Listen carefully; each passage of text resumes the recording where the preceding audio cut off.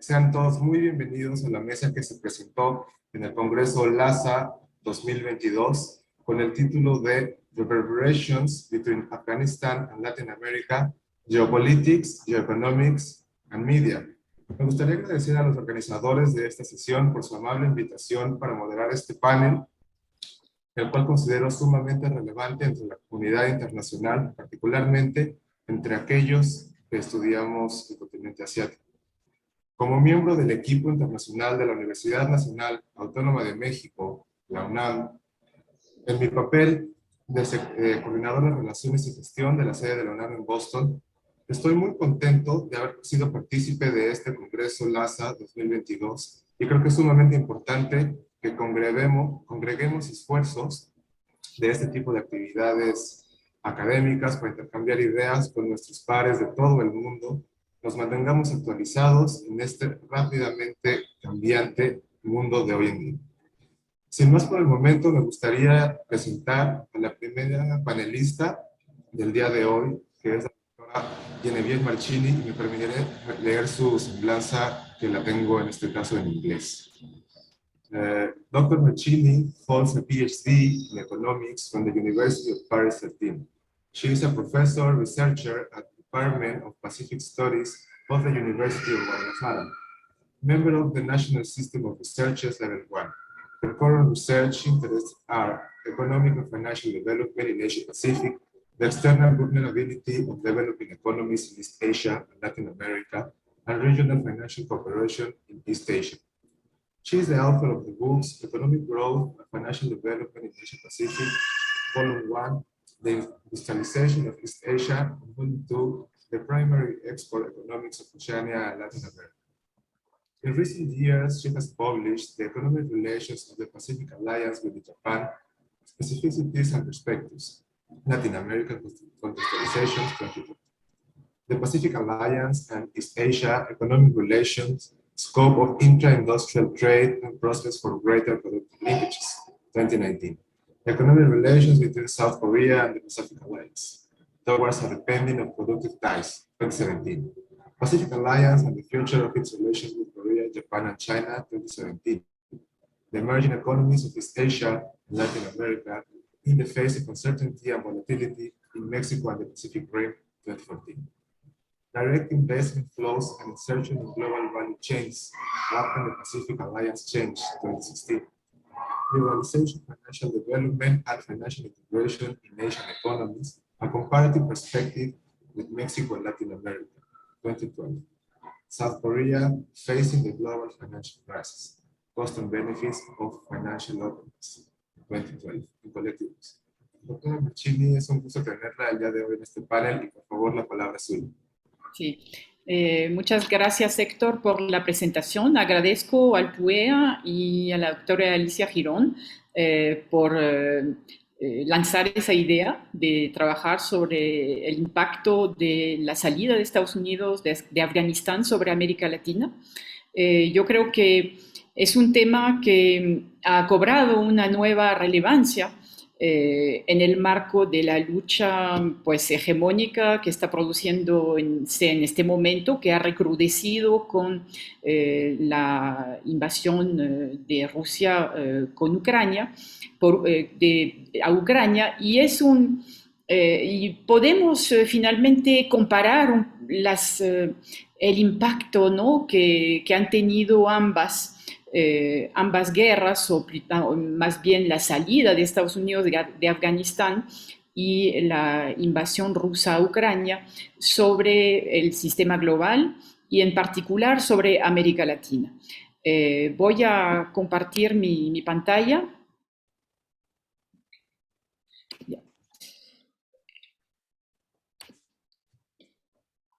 Y bueno, la idea, los hallazgos de esta ponencia es que ha habido pocos efectos directos de la salida de Estados Unidos de Afganistán, del final de esa guerra, ¿no?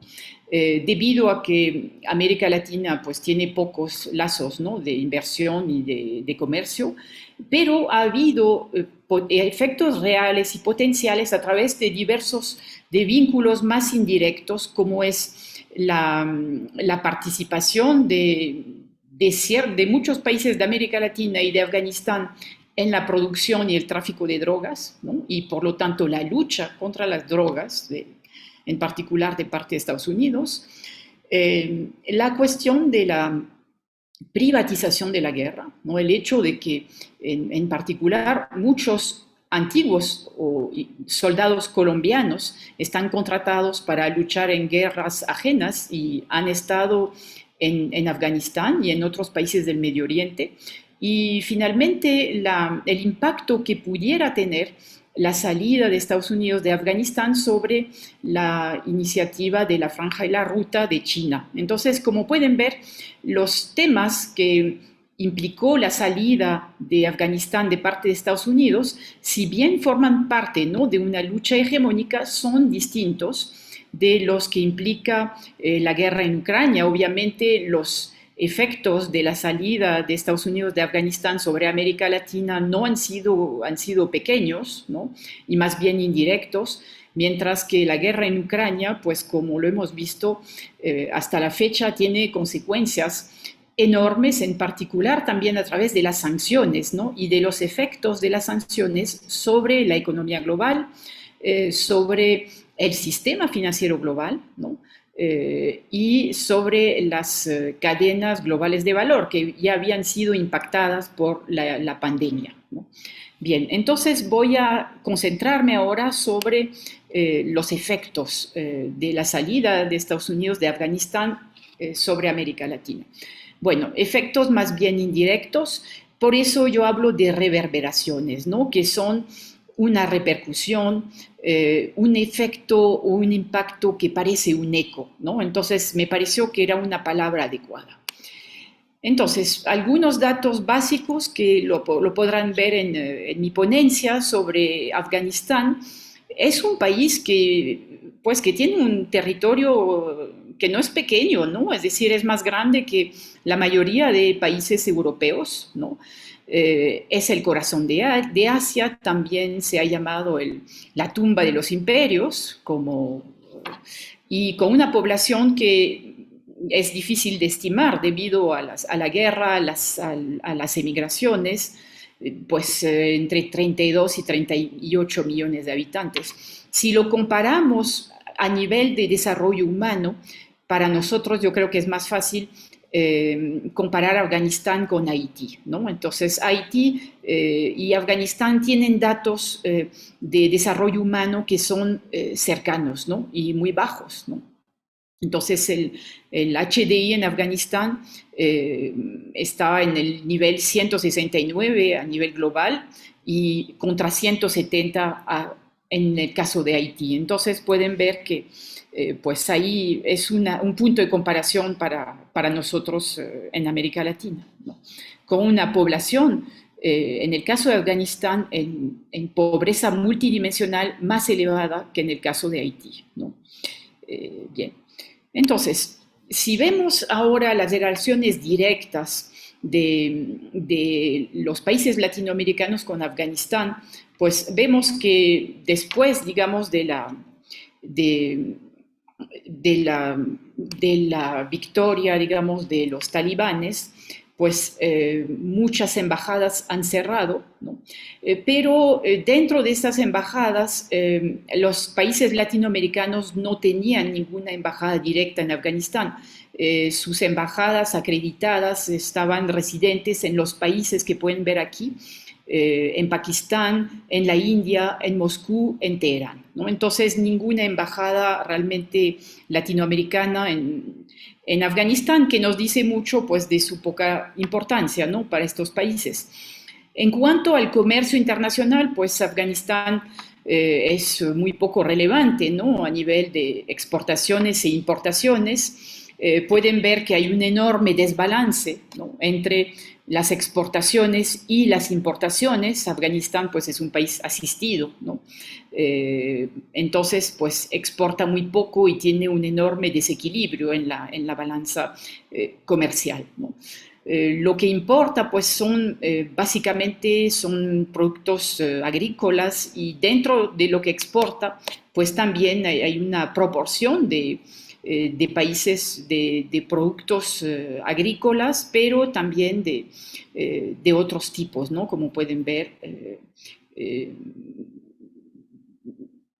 eh, productos mineros, etcétera. Bien, si vemos los destinos de exportaciones e importaciones de Afganistán en 2019, pues pueden ver que sus vínculos son principalmente locales, ¿no? A nivel de vecinos de Asia, ¿no? La India y Pakistán son sus principales destinos de exportación. Irán, Pakistán, China y los Estados Unidos en 2019 pues serán sus principales fuentes de importaciones. Lo que exporta América Latina pues está resumido en el cuadrito que pueden ver arriba. México, Brasil, Argentina exportan, Ecuador, Costa Rica también, pero realmente las exportaciones son mínimas, ¿no? Entonces, ¿cómo, dado estos vínculos tan tenues, cómo ha impactado la salida de Estados Unidos de Afganistán en América Latina? Aquí hay varios autores que lo han abordado, ¿no? En particular, Tocatlián en agosto de 2021, que nos decía que el hecho de que la Asia Central se volviera tan importante para los Estados Unidos haría América Latina menos relevante para la agenda de Estados Unidos, ¿no? Entonces eso ya lo podemos volver a, pues a pensar a la luz de lo que ha ido pasando, ¿no? Eso pues señaló también que será una derrota nueva de Estados Unidos en un conflicto asimétrico prolongado, lo cual implicaría que sería más difícil para Estados Unidos intervenir militarmente en Cuba, en Venezuela, en Nicaragua. Eso me parece importante también. Un fracaso también para la OTAN. Entonces, pues eso también hay que volver a pensarlo, ¿no? Y la preocupación que mencionaba ese autor de la asistencia oficial de Colombia a Afganistán en la lucha contra las drogas y la presencia de exmilitares colombianos en este país, pues implicaría que habría que hacer esfuerzos de inteligencia para evitar una proyección del terrorismo en la región. Bien, entonces, y por último, Afganistán como ejemplo de un fracaso de la prohibición en el combate hacia las drogas, que es de alguna manera lo que también ha pasado en América Latina. Entonces, todos estos temas me parecen importantes, pero la respuesta que probablemente daríamos ahora es muy distinta, ¿no?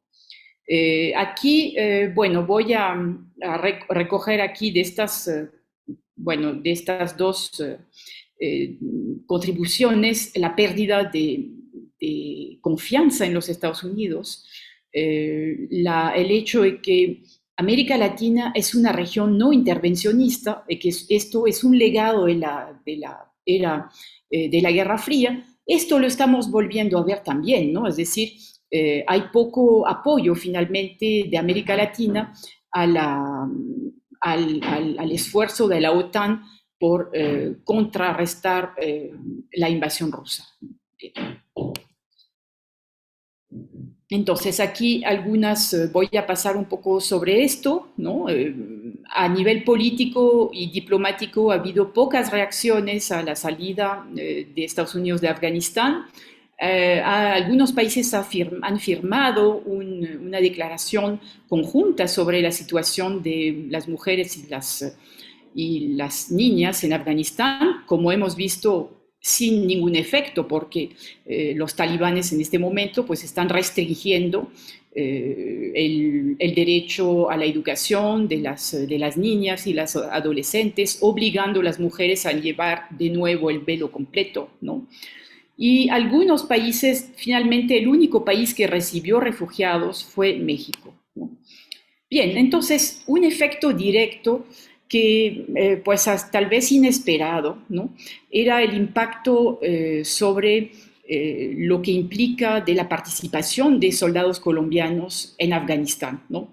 En dos formas, ¿no?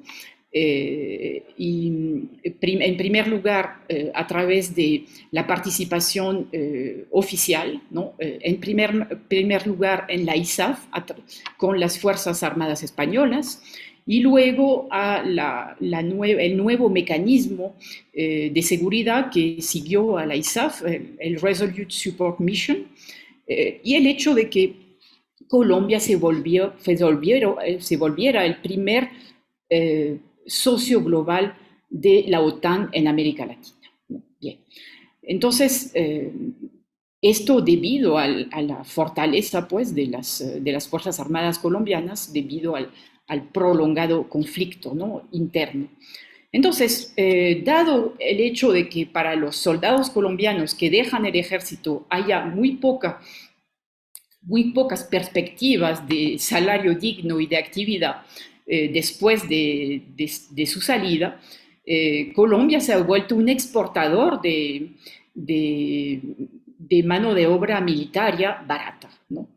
Entonces, han operado en Afganistán. Sabemos que han estado involucrados también en el asesinato del presidente de Haití en junio del año pasado, ¿no? Pero han operado en Dubái, en los Emiratos Árabes Unidos, Irak, Libia, Yemen, ¿no? Entonces, eso es algo que realmente pues, debemos considerar. Obviamente, para mí que soy economista, pues no puedo, no quiero, digamos, entrar en más detalles, pero yo creo que para politólogos, para estudios de la seguridad, pues es un tema que cabe desarrollar, ¿no? Bien, el otro tema en el cual hay reverberaciones de esta salida de Estados Unidos de Afganistán es el combate sobre las drogas, el hecho de que Afganistán, Bolivia, Perú, Colombia, México y otros países latinoamericanos pues sean vínculos en una cadena de valor global, la de la producción, la refinación y la distribución de las drogas, ¿no? Entonces, aquí les pongo algunos datos, ¿no? Entonces, datos sobre el cultivo de drogas de coca, por ejemplo, de hojas de coca en Colombia, Perú, Bolivia. Pueden ver que Colombia está produciendo cantidades cada vez más grandes, ¿no? de hoja de coca, ¿no? Mientras en el caso de Afganistán pueden ver que Afganistán es el primer productor de la flor del poppy, pues no me acuerdo cómo se dice en español. Amapola. De la amapola, esa flor tan bonita, pero con propiedades pues tan peculiares y dañinas, ¿no? Sí. Bueno, pueden ver aquí también un mapa de los países involucrados en el tránsito, la fuente y el tránsito de la heroína. Entonces aquí pueden ver que Afganistán, México, Colombia y aquí Myanmar, pues son los países donde son las fuentes de donde sale la heroína y que circula y se difunde en una gran parte del norte, digamos, del planeta, ¿no? Bien, ok. Entonces, hay una problemática común, ¿no? Entre los países latinoamericanos y Afganistán en ese sentido, ¿no?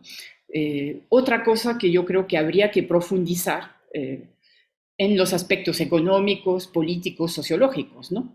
Y el último aspecto que quiero abordar es el de la iniciativa de la Franja y la Ruta, con diversos aspectos, ¿no? La tecnología, en particular la difusión de la 5G, la inversión directa, el financiamiento, la infraestructura. Pueden ver que en América Latina muchos países son parte de la Franja y la Ruta, incluso países que han aplicado un modelo neoliberal, ¿no? como Chile, como Perú. Y del lado del continente asiático y de África, pues son más aún los países que pertenecen. En el caso de Asia, Afganistán es un país que debido a la presencia de Estados Unidos, debido a la guerra, no participó en la BRI, ¿no? Y podría haberse involucrado más adelante, ¿no? Entonces eso permitiría probablemente conectar, ¿no? Diferentes partes, ¿no? Pero esto presenta oportunidades para China. Hay proyectos también que están parados, en particular en la minería, ¿no? En Afganistán, pero también presenta riesgos, ¿no? Hay una frontera con el Xinjiang, donde Estados Unidos, donde China, pues está, digamos, aplicando métodos de control de la población musulmana que están muy criticados por Estados Unidos, ¿no? Y el temor del extremismo islámico es lo que estaba inicialmente a la base de esas políticas de control, ¿no? En el caso de América Latina, pues el número de países que participan a la BRI pues, ha ido incrementándose y la construcción de infraestructura se ha vuelto también un espacio de lucha, ¿no? Entre China por un lado y por otro lado los países occidentales a través de esas nuevas iniciativas, ¿no? El Build Back Better World, ¿no? De los Estados Unidos y los países del G7. Japón también tiene sus propias iniciativas. Perdón. Entonces, con unos objetivos que se presentan superiores, entre comillas, a los que China presenta, ¿no? Entonces, puede ser que estas preocupaciones que se centran sobre China parezcan haber perdido relevancia en la actualidad debido a la guerra que se está desarrollando entre Rusia y Ucrania. Pero yo creo que en un plazo un poco más amplio, pues siguen siendo válidas, ¿no? Es decir, ahí hay una lucha hegemónica que va a seguir desarrollándose y pues los países latinoamericanos pues están tal vez no en el centro, pero sí están involucrados en esto. Y bueno, va a haber consecuencias económicas, ¿no? Entonces, esas consecuencias tal vez palidecen frente a lo que está desarrollándose en este momento con la guerra de Ucrania y sus consecuencias sobre el sistema financiero global y las cadenas globales de valor, pero yo creo que hay que combinar esas dos preocupaciones para tratar de ver el impacto de estas guerras sobre América Latina. Bien, muchas gracias.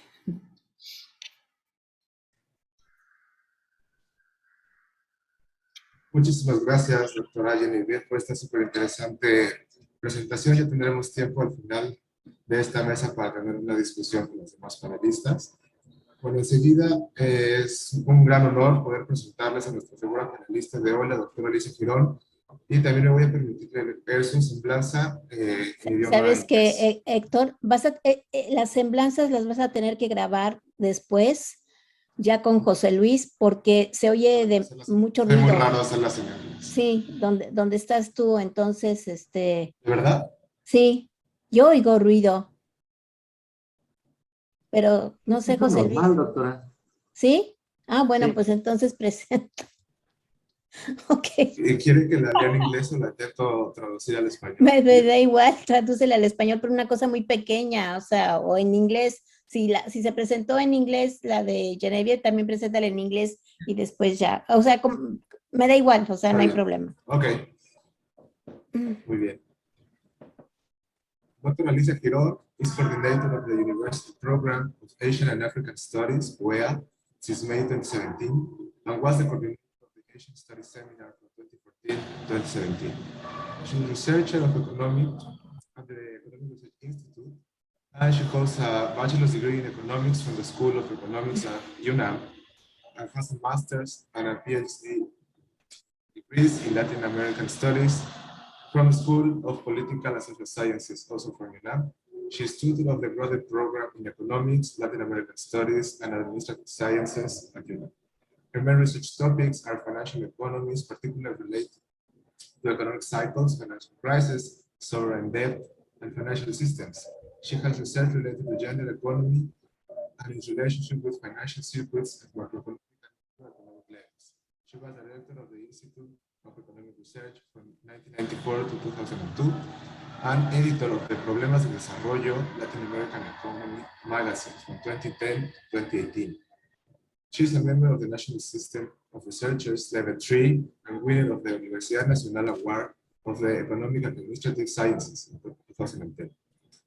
She has coordinated over 30 books and participated with more than 100 books, chapters, and articles for national and international magazines.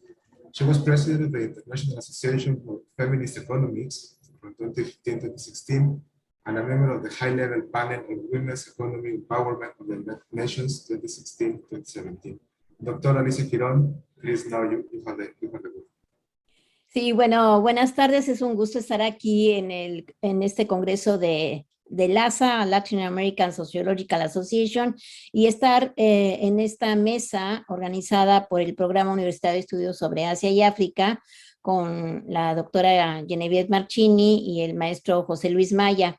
Me da mucho gusto que Genevieve de alguna manera la introducción que hace para estudiar y analizar la salida de Estados Unidos en Afganistán y lo que ha mencionado, sobre todo la comparación que ella realiza de Afganistán con Haití, pues nos da de alguna manera la idea de cómo está Afganistán, que es un país muy lejano para nosotros.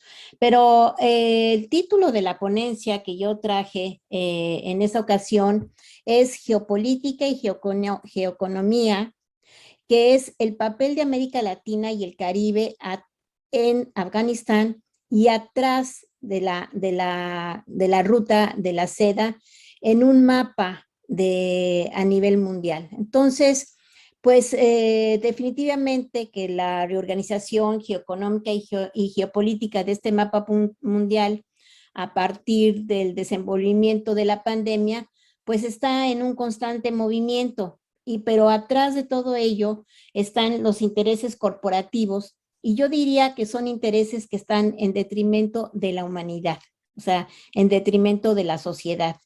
Porque si bien la importancia que recobró Afganistán el año pasado, sobre todo a partir del mes de agosto del año pasado, cuando sale Estados Unidos, pues se ve totalmente desdibujada ahora con la guerra de Ucrania, ¿no? Y esto está trayendo pues consecuencias para América Latina y el resto de los países a nivel mundial. Además, no debemos de olvidar que tal como está situado este país, que es en Asia Central, pues también hay intereses de las potencias como China, Rusia y la India, que que hay una reconfiguración de ellas en esta zona, principalmente por el privilegio que tienen estos territorios que son fronteras de estos países por sus recursos naturales. Entonces, cuando estoy yo hablando sobre cómo se está dando este proceso de la salida de Kabul, pues realmente lo que hace Estados Unidos al salir es que pone en bandeja de plata la entrada de China en Afganistán. ¿Y por qué digo que pongo en bandeja de plata? Porque los primeros que intentan un diálogo con el gobierno de los talibanes, pues es precisamente China, y es el que de alguna manera está viendo más allá de sus fronteras. Entonces, por supuesto, por el otro lado, si lo estamos viendo ya una vez que está sucediendo la invasión de Rusia, pues vemos que también Rusia está interesada en recuperar la influencia económica y política de su pasado histórico, que es la Unión Soviética. Por el otro lado, pues India es una observadora del desenvolvimiento del gobierno de los talibanes, pero principalmente por la estrecha relación que tiene con Islamabad, pero también con el latente terrorismo en en su espacio geográfico. Entonces, pues el objetivo de este trabajo es principalmente desmembrar los intereses de Rusia, China, la India en Asia Central. ¿Y qué es pues nosotros lo que utilizamos, lo que nos queda más a la mano? Pues son lecturas de periódicos como el Financial Times, el Wall Street Journal y la revista The Economist, ¿no? Y por ahí también el periódico español, El País, que trae datos siempre sobre esta zona muy interesante. Entonces, esto sería en una primera, ¿cómo lo estamos tomando? O sea, qué instrumentos usamos para analizar esto. Y por el otro lado, también al final voy a terminar con algunos datos de las brechas de género y para eso se utilizó el informe del Foro Económico de Davos, el último informe, ¿no? Entonces, pues, entonces vamos a ver en primer lugar las negociaciones económicas y población civil. Yo lo dividí este PowerPoint, lo dividí en las negociaciones económicas y la población civil. Después, ¿cuál es el financiamiento que le dio Estados Unidos durante estos 20 años? Y después la participación de China en Afganistán y en Asia Central, y terminaría con las brechas de género y posteriormente con una redacción. Doctora, disculpe que no se está viendo su presentación, no sé si eso quería proyectarlo. Es que en algún momento sí, cuando esté los cuadros, la vamos a Solo quería presentar. que estuviera consciente. Sí, sí. Entonces, bueno, en primer lugar, hay algo que me parece que es importante sobresaltar. O sea, Estados Unidos invadió Afganistán para hacer frente a los talibanes en aras de implementar un sistema de gobierno democrático y terminar con el terrorismo ejercido que es el 1109, ¿no? O sea, cuando se impactan los aviones frente a las Torres Gemelas de Nueva York, más otros dos aviones, uno muy cerca del Pentágono y otro que fue derribado pues, también casi al mismo tiempo, pues realmente lo que hace Estados Unidos, la forma de solucionar este conflicto, pues es ocupar Afganistán, y 20 años después se ve que definitivamente es un fracaso esta invasión y lo vamos a ver ya con números, pero realmente lo que está pasando ahora después de la salida es una crisis humanitaria porque hay toda una serie de, ¿cómo diría?, de políticas en contra de Afganistán y no está recibiendo ningún financiamiento. Por el otro lado, si bien Estados Unidos no recibió sanciones cuando invade Afganistán, Rusia sí recibe sanciones cuando invade Ucrania, ¿no? Entonces, y aquí habría que ver que, bueno, una de las razones del régimen ruso, o sea, si bien la coyuntura que estás pasando en Ucrania y su relación con Rusia o Rusia y Ucrania, pues es una situación muy difícil de desmembrar porque tienen un origen histórico, económico, político y social. Entonces, pero además también están las razones de los acuerdos, se hicieron unos acuerdos después de la caída del muro de Berlín, donde antes de que se fragmentaran estos países,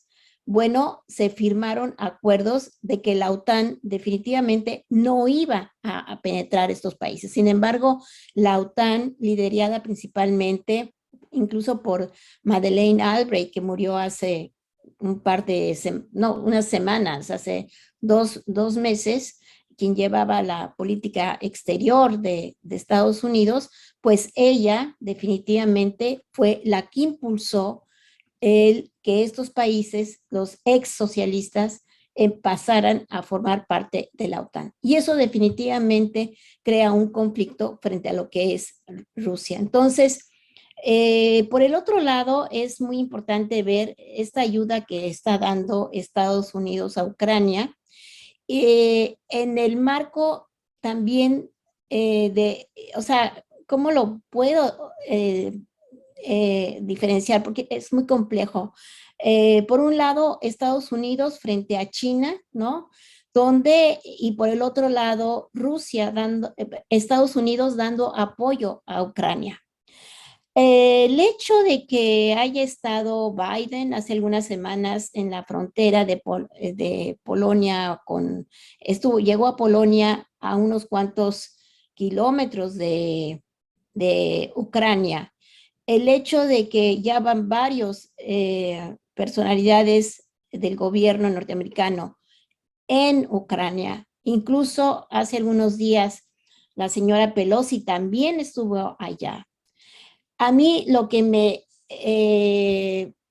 me presenta esta situación es cómo frente a, una, a un deterioro de la persona, del Partido Demócrata en la figura de Biden, una vez que sale de Afganistán, porque fue una salida muy dolorosa. Dejaron no solamente todo el armamento que tenían a los talibanes, sino que dejaron muchísima gente que les ayudó como traductores en esos 20 años.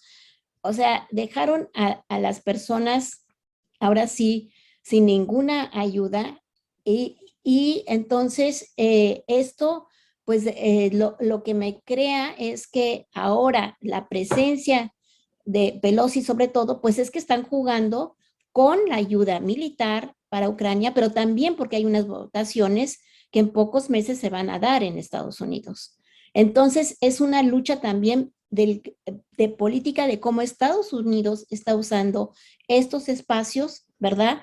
Para promover también sus votaciones. Esto no quiere decir en ningún momento que si quisiera mencionar que yo no estoy creo que la invasión de Rusia no es muy compleja, pero definitivamente la masacre que está habiendo en ese país, pues nadie la puede admitir, ¿no?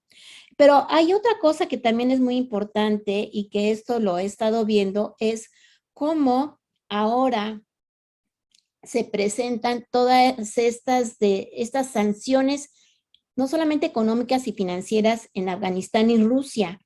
Y esto se ha llamado, lo que se han denominado la weaponization of finance o una war finance, o sea, una guerra financiera, tanto para Afganistán, o sea, donde es muy importante que los países empiecen a negociar con Afganistán por la crisis humanitaria que están viviendo y que, por ejemplo, solamente le ha dado el Reino Unido 265 millones de dólares a los afganos, pero el régimen de Talibán no tiene ni siquiera medicinas hay zonas donde los niños se están muriendo por una diarrea. Y por el otro lado, o sea, es cierto, los talibanes han invitado a todo el gobierno que estaba antes, porque no tienen personas calificadas para que estén participando. Y esto no quita, ¿verdad?, que los talibanes sigan obstruyendo el desarrollo de las mujeres. Como dijo la doctora Genevieve, otra vez están con el velo, o sea, bueno, no, se me olvidó el nombre, bueno, es este nombre que me parece que es impactante. La burka, no, pero además se visten todas de azul, o sea, no solamente hay un velo aquí transparente, pero es todas de azul, allí totalmente, y además no solamente están tapadas, sino que también las niñas tienen prohibido ir a la escuela. Esa es la última resolución de los talibanes. Entonces, a pesar de lo que los países occidentales ya han insistido en que no están de acuerdo con esto, bueno, ellos también tienen un poder de negociación utilizando a las personas. Y aquí es donde sí es muy importante que los gobiernos o quien tanto sea Estados Unidos, Reino Unido o la propia Unión Europea, negocien con los talibanes para ver de qué forma se reconstruye nuevamente esa economía, pero sobre todo no dejar en la orfandad a muchos niños y además, sobre todo en cuanto al apoyo de los medicamentos. Por el otro lado, pues ustedes todos conocen que una de las principales sanciones para Rusia ha sido que definitivamente no pueden hacer transacciones financieras a través del SWIFT. Esto cancela todas las operaciones de exportación e importaciones de Rusia, pero esto divide totalmente, pues, a nivel mundial. O sea, porque si cuando vemos las exportaciones de granos de Ucrania y de Rusia a América Latina, a la Unión Europea y a los países africanos, esto se evidencia totalmente en las votaciones que hay en el Consejo de Seguridad de Naciones Unidas, donde pues muchos países no quieren sancionar a Rusia porque dependen de las importaciones de Rusia. Entonces, esto está creando pues toda una tragedia porque simplemente Egipto es un país que depende muchísimo de las importaciones de Ucrania y de Rusia. Y entonces uno lo que puede ver es que el hecho de haber fincado estas sanciones de que Rusia evite transacciones financieras a través del sistema SWIFT, pues lo que hace es que también están impactando en otros países. A tal grado que es muy interesante ver cómo México importa de Ucrania y de Rusia, importa trigo e importa fertilizantes. Y lo que estaba viendo yo en este momento es que hay que investigar a partir de cuándo empezamos a importar de Afganistán, perdón, de Ucrania. O sea, México no tendría por qué importar de Ucrania, un país que está totalmente lejano, cuando tenemos el Corn Belt en Estados Unidos, que de ahí, además tenemos un tratado de libre comercio con Estados Unidos y podemos importar todo lo que nos falta, porque por lo que lo que se evidencia en estos momentos es que México no es un país soberano en uno de sus principales consumos básicos, que es el maíz. O sea, México es hijo del maíz. O sea, yo diría que Mesoamérica somos hijos del maíz y no tenemos ni siquiera la solvencia para vivir o comer de nuestro propio país. Lo tenemos que importar. Entonces, aquí pues es falta de una política. Por el otro lado, yo decía, bueno, también está Brasil y Argentina, del cual podemos importar el tipo de granos, pero no entiendo definitivamente quién hizo el contrato. Esto viene desde el gobierno anterior para importar de Ucrania. Entonces, ahora, otra de las cosas que también vimos aquí y es muy importante, pues ver las entrevistas que se han hecho a diferentes periodistas, ¿no? Que han estado yendo a Afganistán a través de las ONGs, etcétera, para ver la frágil economía y vuelvo a insistir cómo están muriéndose estos chicos. Entonces, ahora voy a compartir el PowerPoint que preparé para ustedes.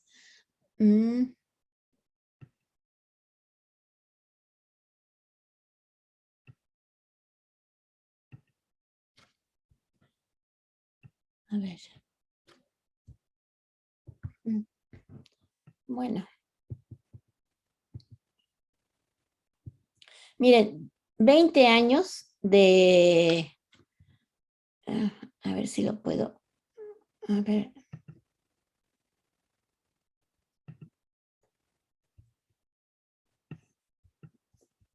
Bueno, aquí vemos, o sea, déjenme como... o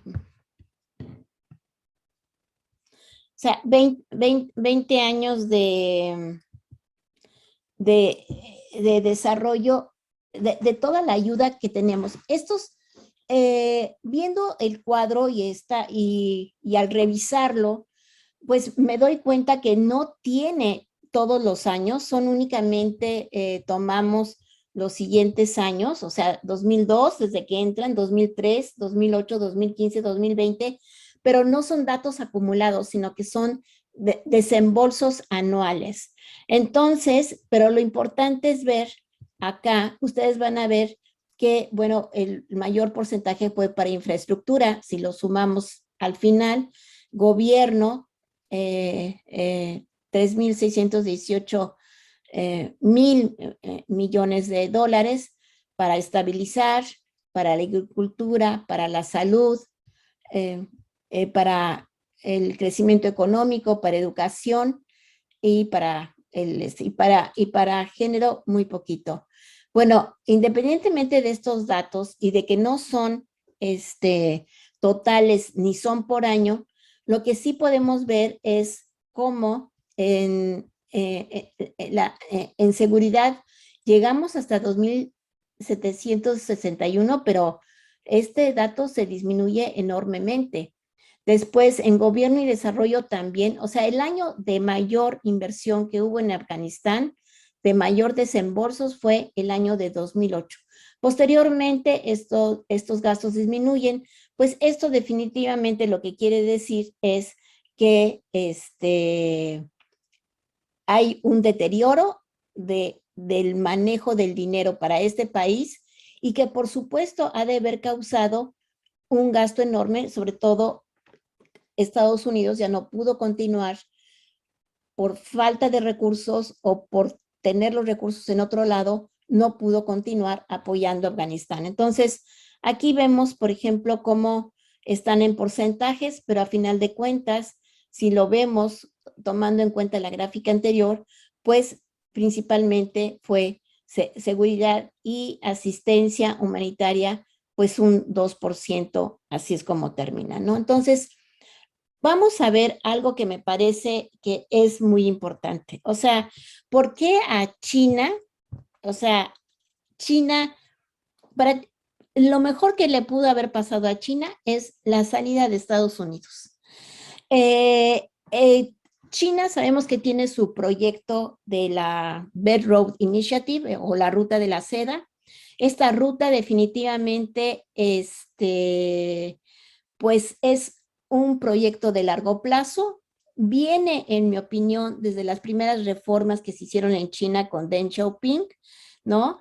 Son las primeras reformas, pero estas reformas fue lo que permite que se construya toda una serie de conglomerados, tanto industriales, en infraestructura, en minería, en energía, y además se fortalecen los grandes bancos de China, los grandes bancos públicos. O sea, es lo que en algún momento yo he venido diciendo, bueno, es un capital monopolista de Estado, tomando en cuenta las definiciones de Baran y Sweezy, o es el capital financiero de Hilferding. También podrían explicar, es una categoría que nos podría explicar el gran avance de China, o también podríamos utilizar el concepto de Minsky, el Money Manager Capitalism. Al final son grandes empresas, pero que están en función del proceso de acumulación de China. Entonces, ¿por qué Afganistán es muy importante para China?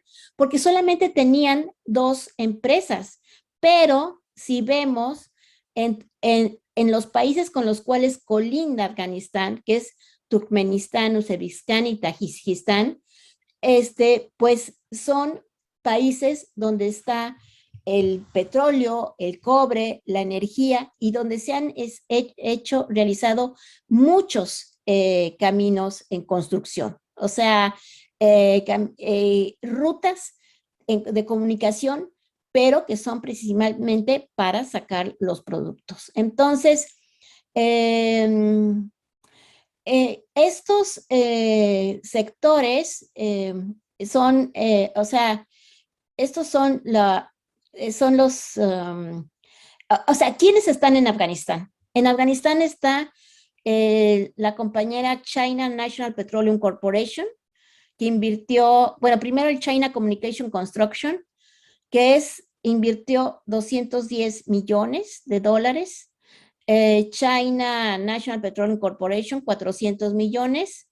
y MCC y Jiangxi Copper 2.87 son millones y no, son billones, o sea, miles de millones porque tiene el punto y en total podríamos decir que hay 3.480 millones de dólares invertidos en Afganistán por parte, lo cual definitivamente es insignificante para lo que tienen en estos países. Y sí voy a leer, porque me parece que es muy importante leer, las empresas que están en Afganistán son China Energy Engineering Power Construction Corporations, China State Construction Engineering, China Railway Construction, China Minmetals, Huaxin Cement, Anhui Conch, Yanshu Hengyuan, China National Petroleum Corporations, China National Building Material, Power Construction Corporations, Mingyuan Silu,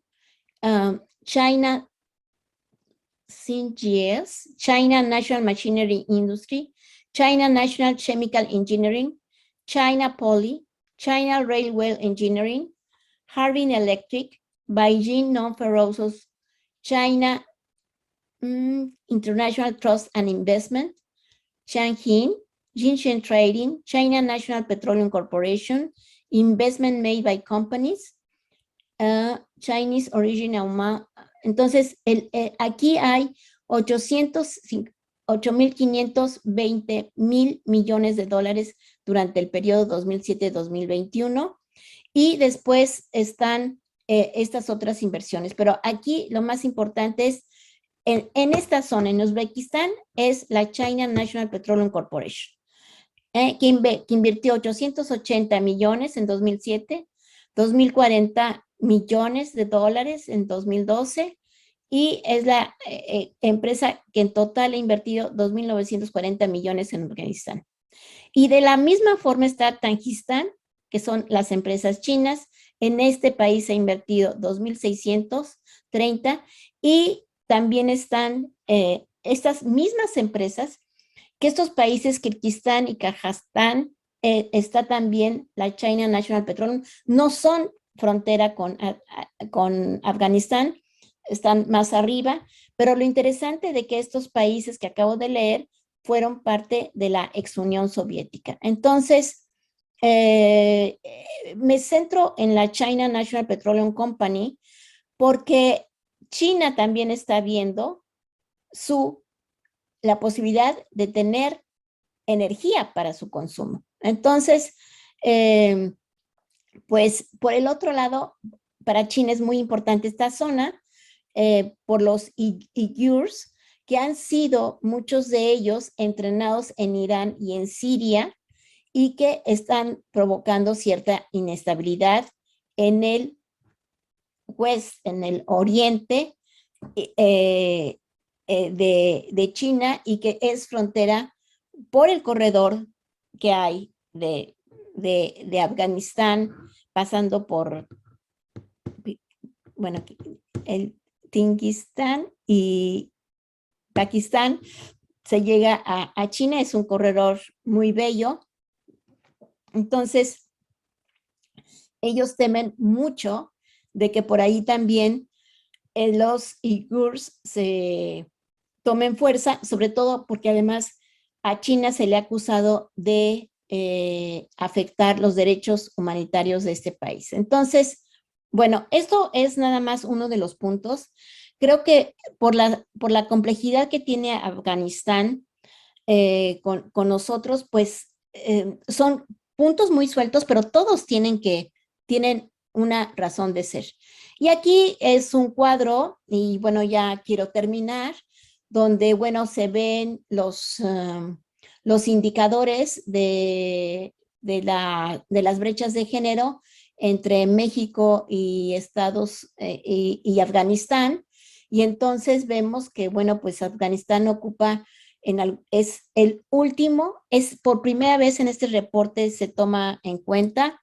Entonces, pero está ocupando el lugar 152, 150, etcétera. En cambio, en México, pues estos son más favorecedores, ¿no? Y uno que es importante para México es el de el de las mujeres en el Parlamento. En México hemos cerrado la brecha, estamos en el 6º lugar a nivel mundial. Afganistán está en el 64, o sea, es que sí hay pocas mujeres en los parlamentos, pero en las posiciones ministeriales, pues tienen 139, mientras que nosotros tenemos 20. Entonces, bueno, y aquí es una comparación de los rankings de Afganistán con los países cercanos, que está como Bangladesh, Bután, India, Maldivas, Nepal y Pakistán.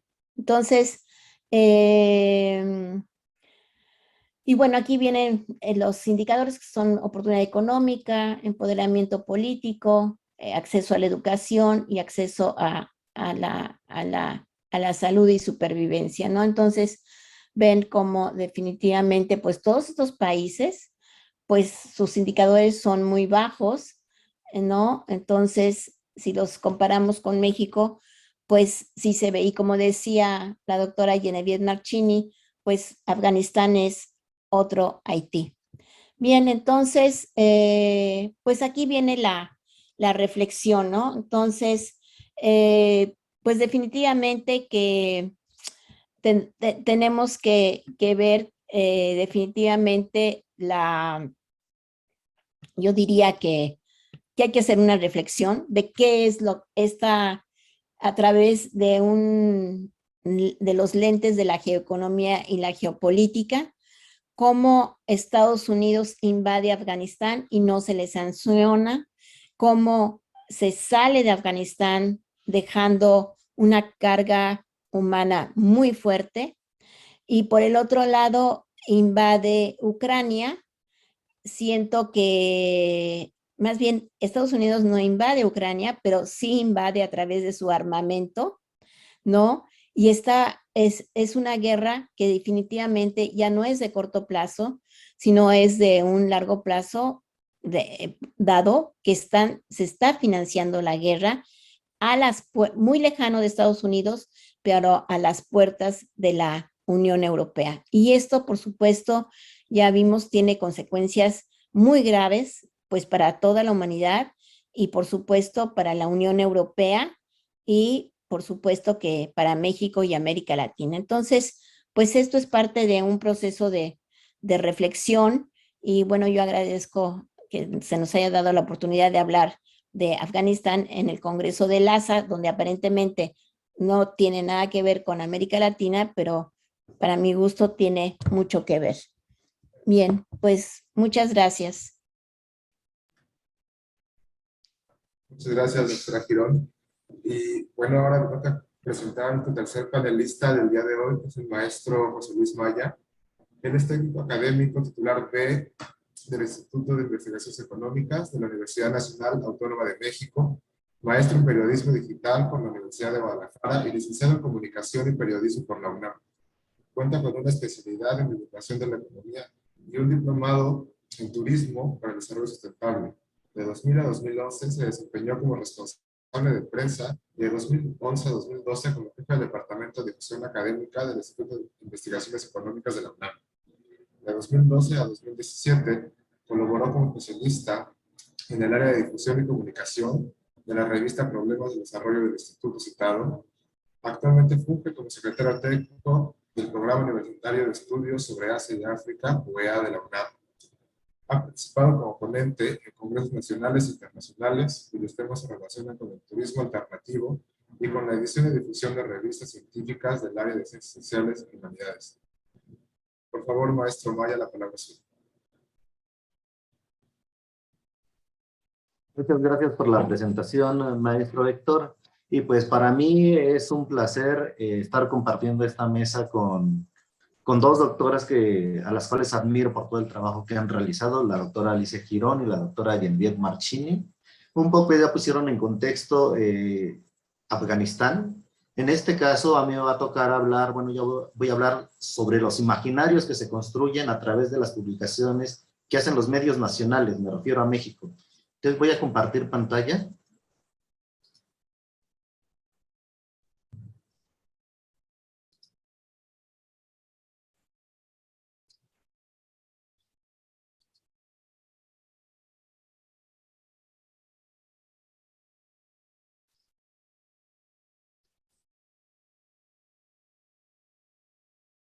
como bien les decía,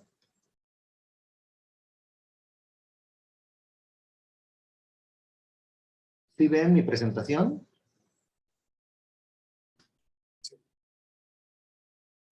De acuerdo, como bien les decía, pues yo les voy a hablar sobre los imaginarios construidos sobre Afganistán por los medios de comunicación en México. Cuando ocurrió la salida de Estados Unidos de Afganistán después de más de 20 años de ocupación, todos los medios nacionales dedicaron amplios espacios en sus plataformas, ya sean impresas, sean virtuales, televisivas, en todas sus plataformas dedicaron espacios completos a dar cuenta de lo que ocurría en Afganistán, si ustedes lo pudieron notar. Pero en general todo lo que se podía ver ahí era desolación. Ustedes podían ver lo que ocurría en Afganistán. Eran mujeres aterradas por no saber qué iba a ocurrir con ellas al momento de que retornara el gobierno talibán. Se veían también incluso hombres o mujeres entregando a sus niños de una barra a otra para que fueran salvados, o sea, una catástrofe total. Eso es el imaginario que nos dieron los medios. Yo para ello tomé aquí algunas imágenes de las principales encabezados de los medios, por ejemplo, en este caso tomé El Economista, El Universal y La Jornada. Entonces, si pueden ver aquí, por ejemplo, dependiendo qué enfoque se vea, China decía que era el fin de una anarquía.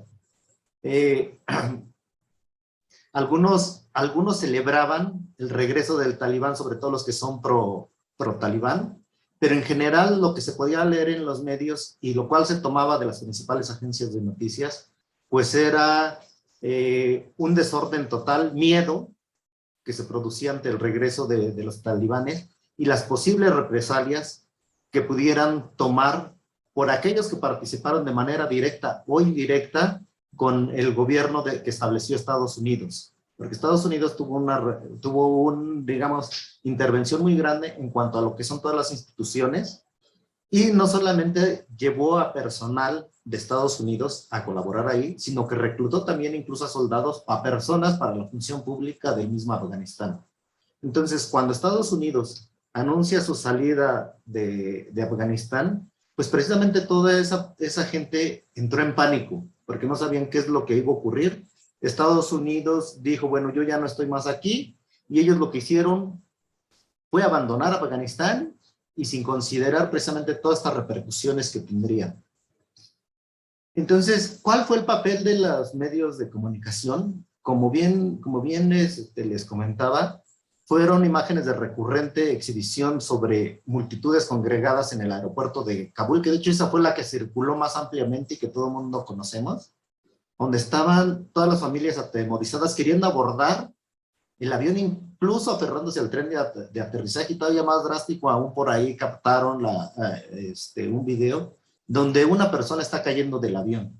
Entonces, aquí un tanto yo quiero retomar algunas palabras de lo que dice Javier Darío Restrepo. Él es uno de los principales exponentes de lo que es la ética periodística, y él lo que dice, y tiene mucha razón, es que la violencia no puede convertirse en un espectáculo para curiosos y para el morbo público. La publicación de imágenes precisamente de muertos, heridos y actos violentos que se dan en una contienda bélica, pues no pueden ser solamente con motivos de aumentar las ventas, precisamente porque lo que dice él, que al hacer esto, sobre todo los profesionales de la comunicación, degradan su papel como periodistas, como profesionales. Entonces, lo que se dice es que, por tanto, la publicación de información sobre violencia no puede estar inspirada en el afán de hacer negocio, y tiene mucha razón. De pronto se nos olvida que el papel de los periodistas es de cumplir una función social. Al menos a mí cuando estudié eso me enseñaron. Y no es meramente negocio. La función social debe estar por encima de los negocios, incluso de intereses personales. Y, por ejemplo, de acuerdo a otro autor, Juan Carlos Núñez, él dice que en entornos de extrema violencia, la consideración ética del trabajo periodístico adquiere especial relevancia, que ya es lo que yo les comentaba. Cuando se informa sobre la violencia, sobre un hecho de interés público, lo que él nos dice es que la prensa o los reporteros tienen que estar preparados para hacerse siempre las siguientes interrogantes. ¿Cómo informar sobre los horrores de la violencia sin ser amarillistas? Algo que es muy complicado. ¿Cómo encontrar el equilibrio entre el derecho a la información de la sociedad y la responsabilidad? ¿Cómo hay que referirse a los hechos y a sus protagonistas? Y algo también que él dice es cómo informar sin convertirse en portavoces de los grupos en conflicto. Generalmente, cuando se trata de informar, se nos dice que tenemos que ser objetivos. Esto es algo muy difícil en la medida que somos sujetos. Todo el mundo tendemos a ser subjetivos. Entonces, la objetividad no necesariamente se puede cumplir en cada una de las etapas cuando los reporteros o los medios tienen que informar. Lo que es cierto es que la información periodística es un insumo básico para que el destinatario pueda tomar decisiones sobre lo que ocurre a su alrededor. Idealmente así tiene que ser. Pero aparte, nosotros como miembros de una comunidad, ya sea local, nacional o internacional, debemos de tener una información precisa, sin algún tipo de sesgo, para nosotros poder precisamente a partir de ahí o formarnos una opinión y poder decidir. Algo que es inherente a la información es que por supuesto tiene que ser novedosa e interesante para captar la atención de los lectores, pero también tiene que ser útil, y eso en muchas ocasiones se pierde de vista. Y entonces tiene que estar pensando para que tenga mayores elementos para situarse ante la realidad, para que los lectores o los usuarios puedan situarse de mejor manera ante la realidad. Algo que es súper importante, sobre todo en los tiempos actuales, es la verificación de la información. Estamos en una etapa en que todo es mediático y todo el mundo quiere salir antes que la competencia en cuanto a medios de comunicación. Entonces, aquí sí es muy importante verificar porque en ocasiones nos dedicamos, bueno, como lo mencionaba al principio, a reproducir las versiones oficiales, ya sea de las partes en conflicto o ya sea de las agencias de noticias. Y precisamente aquí lo que se menciona, algunos autores mencionan que los problemas éticos a los que se enfrentan los periodistas son las siguientes, se plantean las siguientes interrogantes. ¿Cómo saber si la información, aunque sea oficial, es verdadera? ¿Cómo garantizar que no están reproduciendo mentiras? Y pues la respuesta es investigando. El problema que para verificar la información, como pongo aquí al final, se requiere o implica tiempo y dinero. Algo que no hay en los medios actuales. En la dinámica de los medios actuales, lo que menos se tiene o lo que menos dan es tiempo, porque el tiempo significa dinero precisamente, y ellos no quieren hacer grandes inversiones en hacer, por ejemplo, artículos de fondo, para poder a lo mejor, si algún reportero se dedicara a entrevistar a la doctora Alicia Girón, a la doctora Genevieve Marchini, con este contexto que nos han dado, por supuesto que nos darían un imaginario totalmente diferente de Afganistán, que no solamente es la guerra que nos abre la mente, es la violencia, sino hay otras cosas de fondo. Entonces, esto es súper interesante. Vuelvo a reiterar, ahora la información ya no se ve como una función social, sino que ahora ya se ve como una mercancía, y sobre todo una mercancía instantánea. Anteriormente, los reporteros, los periodistas, eran por excelencia los expertos y los que hacían una cuestión de mediación entre la información que se producía y los usuarios o los lectores. Ahora esto ya ha cambiado. La información puede llegar directamente al lector sin ser precisamente mediada por los profesionales de la comunicación. Esto responde precisamente a lo que ya les decía, reitero, que es la velocidad y la instantaneidad son factores ligados directamente a la información. En la medida que la información se ha convertido en una mercancía, cada vez toman menos en cuenta los criterios cívicos y éticos que deben prevalecer en el periodismo. Lo importante, pues como aquí lo menciono, para todos los medios es salir primero. Si tú sales después de que varios medios ya publicaron la nota, pues ya no es novedad, ya no es novedoso. Entonces te ganaron la nota, bueno, así lo manejan. El acceso a la información, como ustedes pueden saber, sobre todo la doctora Alicia y Genevieve, que se dedican a la investigación, anteriormente nos quejábamos porque luego había carencia de información para investigar algún tema. Ahora lo que tenemos es exceso de información, pero precisamente ante ese exceso de información no quiere decir que estemos mejores informados, sino en ocasiones también podemos estar mal informados. Entonces aquí lo importante es distinguir cuál de esta información es confiable y cuál no. Y eso tiene que ver mucho en las fuentes que nosotros tomemos de referencia.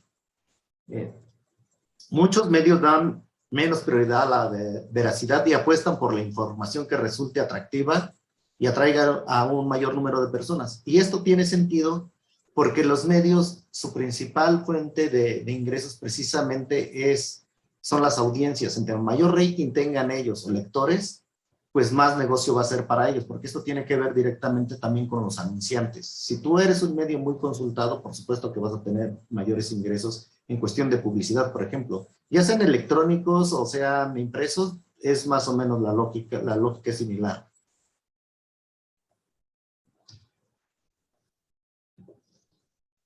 Aquí lo que yo estoy poniendo es algo que también se da cuando hay un conflicto bélico, pues siempre existe una guerra de la información. Y esa guerra de la información se da entre las dos partes en conflicto. Y esta guerra es una guerra psicológica, es una guerra de propaganda o de desinformación, aquí dependiendo los intereses de cada una de las partes involucradas en el tema. Precisamente, pero la guerra de la información no implica que la violencia desaparezca del conflicto. Tal vez ellos puedan matizar la información de cómo nos las dan, cómo nos la hacen llegar, pero esto no hace que la violencia desaparezca en los lugares donde están llevando a cabo los hechos, donde se suscitan precisamente, por ejemplo, en este caso, todos estos conflictos en Afganistán. Y por eso se dice que los actores en conflicto, el manejo de la información es parte de su estrategia. O sea, eso también es estrategia. Cómo se maneja la información. Y aquí también es donde entra la parte de la objetividad. En muchas ocasiones, los periodistas no pueden evitar tomar la postura por alguno de los bandos. Si ustedes se dan cuenta en los medios nacionales, principalmente en televisión, o ya sea por internet o la televisión tradicional, los periodistas ya no solamente dan cuenta de los hechos, sino que en todo momento están haciendo trabajo de editorial, ¿cuándo se llama que es una cuestión editorial? Cuando ellos están emitiendo una postura personal sobre la información que se está dando. No informan meramente de los hechos, sino que están emitiendo una opinión desde su punto de vista muy personal. Y también en cuanto a la guerra de la información, pues también para implementar una buena estrategia de la guerra de la información, las partes en conflicto deben de contar con profesionales que puedan entender precisamente cuáles son las claves culturales, sociales y psicológicas que implica la sociedad en determinada región. En este caso, pues, en Asia, en Afganistán, pues hay que entender precisamente, hace un rato lo comentaban, o sea, lo que es lo de cubrirse el rostro, o sea, ¿a qué viene esto? Es una cuestión cultural, es una cuestión impuesta por las autoridades en turno. Entonces, precisamente, quienes son especialistas en el tema pueden decirnos, nos pueden sustentar el por qué se está haciendo esto y desde su punto de vista como profesional, si esto está bien, si está mal, si atenta contra los derechos de las mujeres o no. Y por eso se dice que este tipo de personal, este perfil de personal, tanto en la cuestión afgana como en otros muchos casos, pues las partes en conflicto no cuentan con ese personal, con dicho perfil. Un poco en contexto, que de hecho ya ahí me ayudaron mucho las doctoras Genevieve y Alicia, es en lo que respecta a la seguridad, que fue el pretexto por lo que Estados Unidos ocupó Afganistán o invadió Afganistán. No se resolvió ese problema porque ante la desaparición de la presencia militar se provocó una mayor inestabilidad de la que ya había antes, ¿verdad? Eso es más que visible. También ya ellas platicaban, sobre todo al final la doctora Girón nos ponía ahí todo lo que representa esta región de Asia Central para no solo para Estados Unidos, sino para las otras potencias, ¿no? Y en estas fronteras también se da mucho movimiento incontrolado de personas, pero también de armas, y narcóticos e insurgentes, que esto va ligado a algo a lo que ya nos platicaba la doctora Genevieve Marchini. Entonces, en lugar de avanzar, los informes oficiales o de algunos autores, lo que nos informan, incluso uno de ellos es Mario Laborie, nos dicen que el deterioro de los niveles de corrupción, narcotráfico y fragmentación étnica se incrementó. Lo que también nos dicen es que el empoderamiento de la situación de seguridad y sus consecuencias de la población civil, esto repercutió o profundizó en la crisis humanitaria, que ya también por ahí no lo ponían en contexto. Y siempre que se daña la gobernanza o que no hay una buena gobernanza, esto es como caldo de cultivo y favorece precisamente a todos los grupos antigubernamentales, los cuales ejercen violencia. Entre más débil es el gobierno en turno, se incrementa precisamente la violencia por este tipo de organizaciones.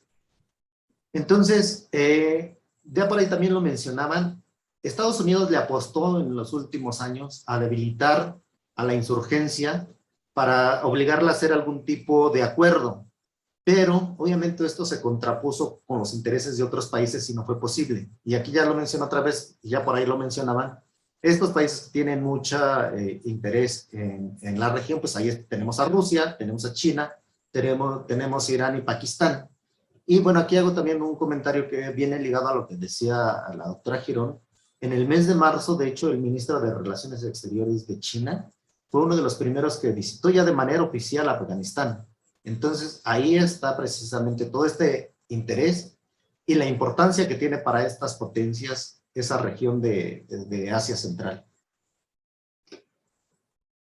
El desenlace. Bueno, pues, cuando Estados Unidos invadió Afganistán, pues ellos dijeron que se iba a construir una Afganistán como una nación moderna y democrática, por supuesto, desde su concepción. Pero aquí viene lo trágico. Días antes de salir de ahí de Afganistán, de abandonar Afganistán, pues Biden hace una declaración desafortunada y dice que únicamente fue por vengar los ataques del 11 de septiembre a las Torres Gemelas y a Washington. Entonces esto va en contra del discurso que habían manejado originalmente. Y pues aquí quise poner también una opinión de Moisés Garduño, cuando dice que en términos de seguridad internacional la invasión fue un fracaso y no hubo ninguna mejoría en la calidad de vida de los afganos, lo que también por ahí estaba de acuerdo la doctora Genevieve Marchini. Y pues las conclusiones, bueno, aquí puse 5 puntos. Y en las conclusiones, pues es que la repetición de imágenes, videos sobre Afganistán formaron un imaginario de violencia, caos, terrorismo y crisis humanitaria entre la población mexicana. Para el caso de Afganistán, es necesario realizar un periodismo de investigación que permita entender el trasfondo de las cosas, no solo reproducir lo que publican o transmiten las agencias de noticias internacionales. Las organizaciones y los ciudadanos debemos exigir que la información o opinión emitida por los periodistas y los medios de comunicación masiva tengan fundamentación. Y no es, en los tiempos actuales ante el avance de las tecnologías, no es suficiente con poseer un poderío armamentístico, económico y social. Pues ahora en los conflictos bélicos, la guerra de la información es una herramienta de gran valor. Y esto lo podemos ver en el actual conflicto o la invasión de Rusia a Ucrania. Precisamente ahí hay una guerra de la información. Y lo que yo veo es que los medios nacionales sí reproducen lo que está pasando en esa región, pero desde el punto de vista del gobierno ucraniano. Siempre toman las declaraciones del gobierno ucraniano, los videos que toman son del gobierno ucraniano, pero yo no he visto, al menos en los medios nacionales, que tomen alguna opinión de alguno de los afectados prorrusos. Si ellos están de acuerdo o no están de acuerdo, ¿cómo les afecta precisamente esto que está pasando? Si a ellos les beneficia o empeora las condiciones para ellos. Porque en realidad eso es un tanto la justificación de los rusos, que precisamente se estaba a todas estas personas que están en las regiones prorrusas, había represión por parte del gobierno ucraniano. Pero yo al menos en algún medio, no sé si las doctoras han visto, yo no he visto que entrevisten a alguna persona que sea prorrusa. Entonces, desde ese punto de vista, se toma nada más la parte de lo que dicen los medios, o en este caso la parte oficial, que es el gobierno ucraniano. Y por supuesto que siempre hay pugnas por imponer un discurso o una narración de la realidad que justifique o condene las acciones que tienen lugar en el curso de una contienda. Y por supuesto siempre se va a tratar de justificar, y dependiendo cómo manejes la información, van a ser buenas acciones o van a ser malas acciones, pero eso es mucho del discurso que se maneja en los medios de comunicación. Y por supuesto que para eso hay que tener un poder enorme. En este caso se nota con Estados Unidos, porque al menos, vuelvo a repetir, para esta región no se ha filtrado información que venga de la otra parte, de la parte prorrusa. Yo no digo que esté bien o que está mal, pero como ya les había mencionado antes, si nosotros tuviéramos esa postura, esas opiniones, a lo mejor nos permitiría formarnos una opinión más integral sobre lo que está ocurriendo en esa región. Muchas gracias. Muchísimas gracias, maestro Maya, por esta tan interesante conclusión de esta mesa. Tenemos unos 10 minutos para poder tener un poquito de discusión entre los panelistas, y eventualmente esta sesión será grabada, publicada en las plataformas sociales del PUEA, y también bienvenimos todos los comentarios y preguntas de los ponentes a través de las redes sociales. Pero si fuéramos en orden de participación, no sé, doctora Marchini, si tuviera alguna pregunta a la doctora Girón o al maestro Maya. Bueno, no tanto preguntas, sino pues algunos comentarios. Yo siento que ha sido muy interesante este panel, porque pues estamos realmente en el meollo del asunto, de muchos asuntos de economía y de política internacional. A pesar de que, como se decía al inicio, parece que Afganistán sea insignificante, ¿no? Para América Latina, no es el caso, ¿no? No es el caso porque, pues, hablamos de una región periférica y de otra, América Latina, que es periférica y semiperiférica, ¿no? Y que, por lo tanto, también está sujeta a los manejos, a los juegos de las grandes potencias, ¿no? Entonces, de la doctora Girón, pues yo quisiera pues recoger algo pues muy importante que dijo, ¿no? En primer lugar, de la insuficiencia de Estados Unidos en términos de recursos para ya sostener el objetivo de un Afganistán democrático, próspero, etcétera, ¿no? Entonces, finalmente, todo termina yendo a la seguridad, ¿no? Y eso también nos da los límites, pues, del actual hegemón, ¿no? O sea, sus límites financieros. Eso es muy importante, ¿no? En una transición hegemónica, el hegemón, pues, pierde el nervio de la guerra financiera, ¿no? Y eso me relaciona con el segundo punto del cual habló la doctora Girón, que es el tema del weaponization of finance, ¿no? Que es un arma de doble filo. Entonces, sí, efectivamente a Estados Unidos no le cayó ninguna sanción por invadir Afganistán. A Rusia le han caído unas sanciones terribles, ¿no? Muy fuertes, y esas sanciones, pues a mediano plazo, pues lo probable es que disminuyan el poder del sistema financiero occidental a nivel global, ¿no? Porque se están creando sistemas alternativos, y por lo tanto yo pienso que va a acelerar ese proceso de transición hegemónica, ¿no? De transición hacia un mundo multipolar, no sé pues qué va a pasar, ¿no? Entonces eso yo creo que es un tema muy relevante de esta mesa. Y el otro tema que es para el maestro José Luis, pues es las imágenes, cómo recibimos la información. También aludió a eso la doctora Girón, ¿no? Es decir, nosotros sobre qué fuentes nos basamos, ¿no? Obviamente los datos de los organismos multilaterales, etcétera, de las fuentes de información, pues que son súper abundantes ahora en materia económica, ¿no? Pero también nuestras fuentes pues son básicamente anglosajonas, ¿no? Y es algo que se observa ahora, se ha culminado, yo diría, en ese momento del hecho de que si uno lee medios rusos o lee medios occidentales, es una visión totalmente diferente, ¿no? Entonces, donde cada uno busca manipular, ¿no? Entonces, nosotros cómo nos ubicamos, ¿no? Yo creo que es una cuestión fundamental. Y bueno, algo que quería también más subrayar de las imágenes de violencia, pues las imágenes de violencia muchas veces se enfocan en países en desarrollo, ¿no? O sea, se permite ver la violencia que ocurre en Afganistán, pero cuando esa violencia ocurre en un país occidental, pues se tiende a taparla, ¿no? Aunque bueno, hemos visto las imágenes de la toma del Congreso, ¿no? Estadounidense, tal vez fue una diferencia. Entonces, bueno, muchas gracias por esta mesa. Muchas gracias, doctora. Doctora Girón, ¿alguna reacción a los comentarios de la doctora Marchini? No, pues sí, los temas que ha dicho la doctora Marchini sí son muy importantes, efectivamente, y lo que ha dicho el maestro Maya, pues sí, efectivamente nosotros leemos la prensa que tenemos a la mano y que además conocemos el idioma. O sea, seguramente debe haber otra prensa que está desarrollada por el propio, por Rusia, ¿verdad? Pero lamentablemente no sabemos el ruso, entonces no sabemos realmente qué es lo que está pasando o cómo se están moviendo las cosas desde esa óptica.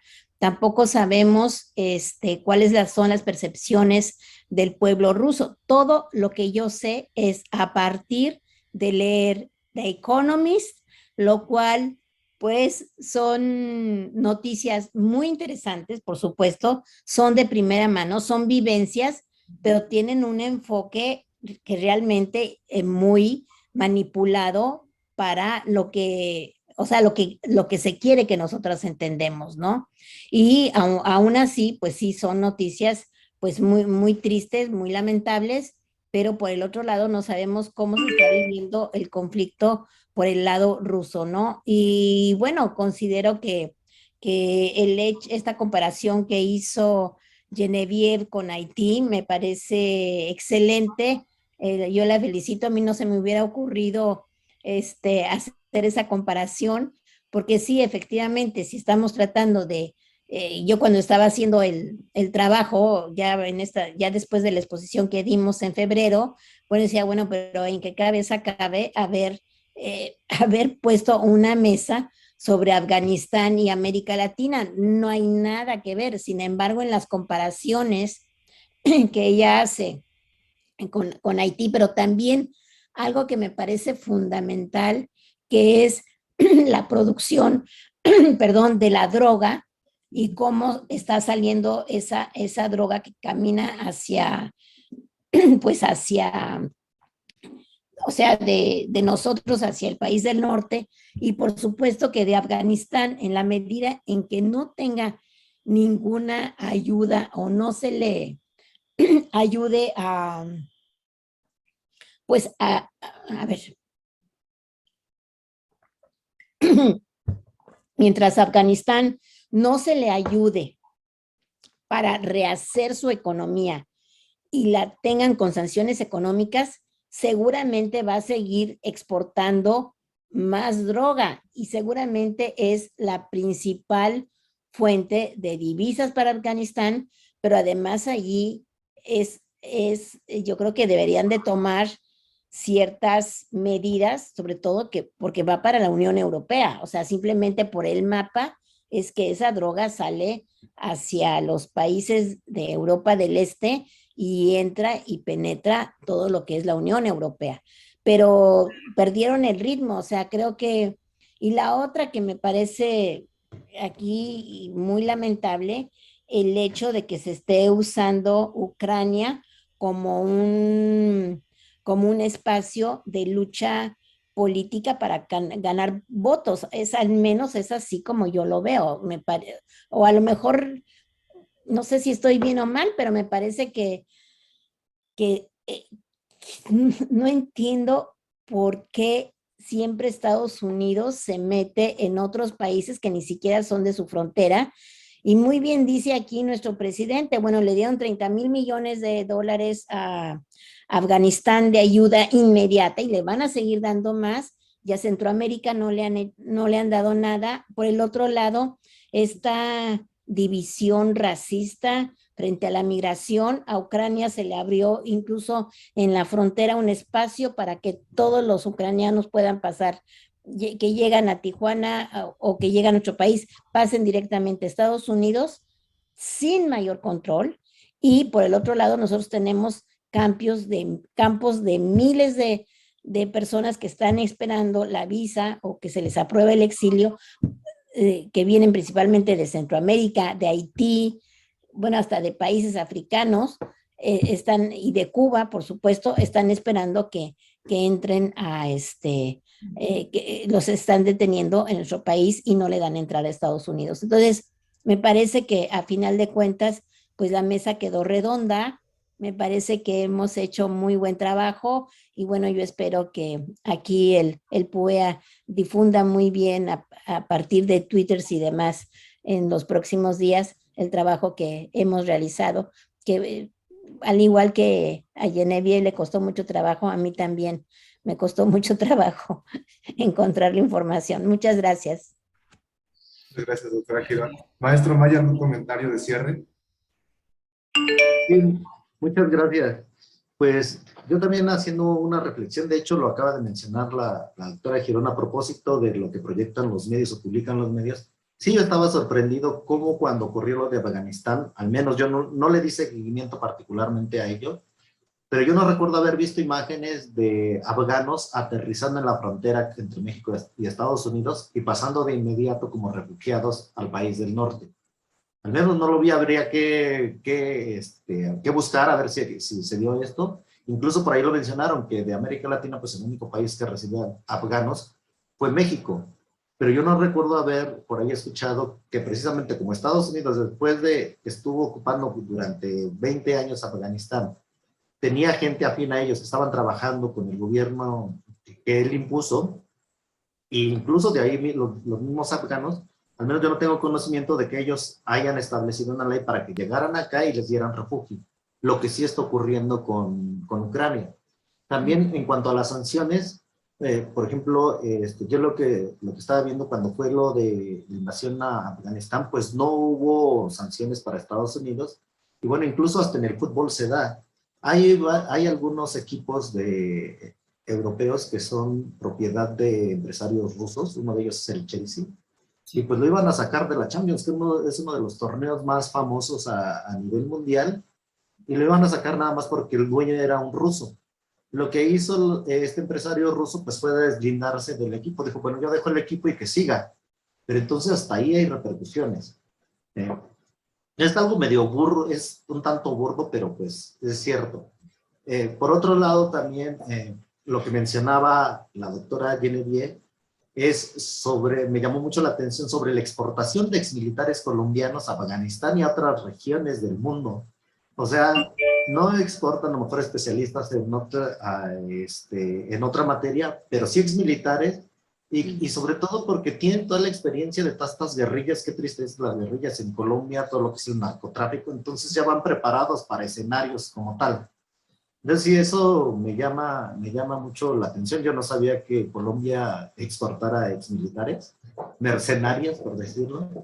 Y en el caso también de la doctora Girón, la cifra que leyó de empresas que participan en Afganistán, empresas chinas, y el capital que están invirtiendo ahí, pues es abrumador, es impresionante. O sea, yo no lo sabía y pues agradezco uno siempre aprende con estas cosas y agradezco pues que nos haya compartido estos datos, y vuelvo a repetir, cómo China siempre se ha mantenido, eso sí hay que reconocerle, ella se ha mantenido atenta precisamente, no solamente a la región de Asia, sino de África.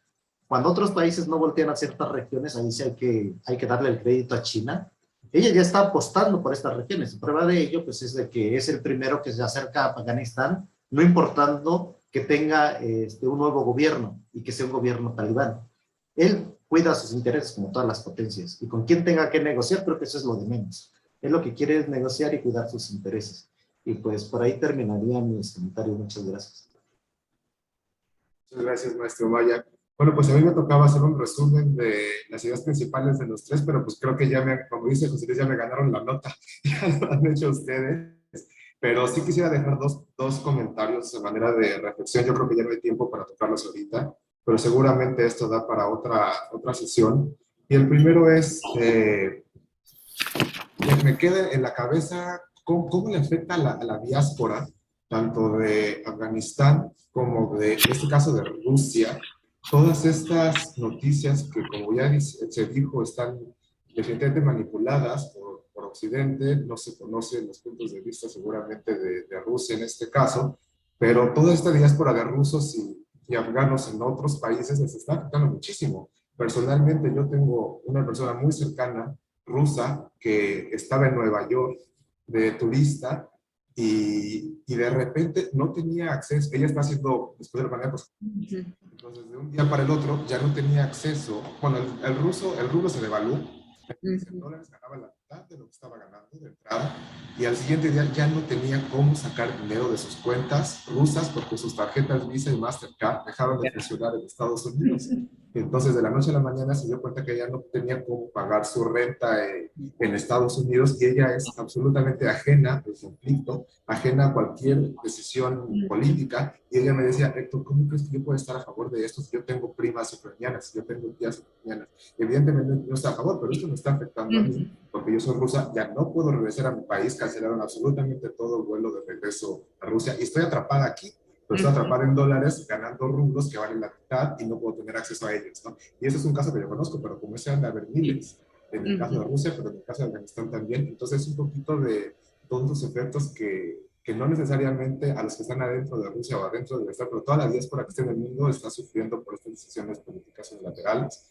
Esa sería una de las reflexiones. Y la otra reflexión que me quedó del maestro Maya es, usted dice que hay que hacer un periodismo de investigación, eso cuesta dinero y el interés, pero yo no sé qué garantías tenga, por ejemplo, un medio mexicano para estar ahorita metido en Afganistán y tratar de mandar un corresponsal allá, y qué garantías tiene de que no lo van a matar si publica algo que está en contra del régimen. Yo creo que es algo súper complicado, y que por más que tenga uno el interés, ¿cuál es el financiamiento? Sinceramente, yo creo que yo no me animo a ir a Afganistán a cubrir eso, porque no sé si mañana voy a aparecer desaparecido o de otro modo. Entonces, bueno, no sé si hay tiempo todavía de reflexionar, pero si no, yo los invitaría a una segunda sesión sobre este tema para platicar de este y otros temas. Y les agradezco muchísimo a los tres, doctora Marchini, doctora Girón, maestro Mayo, por invitarme a moderar esta súper interesante sesión. Ahora y en las dos ocasiones que tuvimos de participar en el Congreso LASA 2022 y LASA Asia, estoy seguro que vamos a seguir trabajando muy de cerca entre el CUE de la UNAM y su sede de la UNAM en Boston. Muchas gracias a todos y los esperamos en las siguientes ediciones de estos conversatorios del CUE. Hasta luego. Muchas gracias. Hasta luego, estuvo muy Hasta bien. luego. Nos vemos. Hasta Excelente. luego.